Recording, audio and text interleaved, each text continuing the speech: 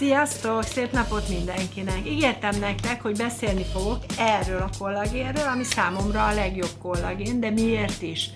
Először is tisztázzuk le, hogy mi is az a kollagén. A kollagén az emberi testben jelenlévő bőrszerkezeti fehérje, ami aminosavakat tartalmaz.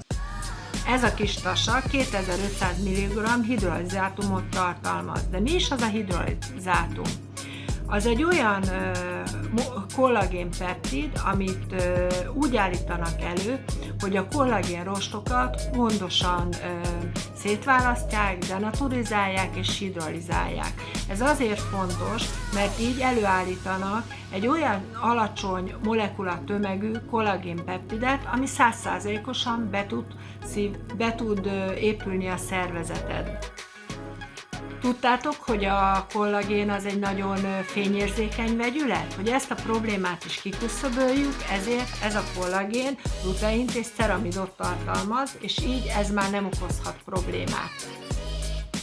Amit még erről a kollagénről elmondanék, hogy mérhető a felszívódása, hogy ez hogyan működik, azt írjál rám privátban, és ott elmondom.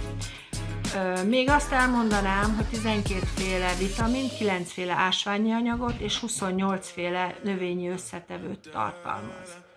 És ugye van egy remek ajánlatom, hogy a Lumispa és a kollagén most egy csomagban nagyon akciósan tud a tied lenni, hogy ez is hogyan működik, azt is nagyon szívesen elmondom neked privátban.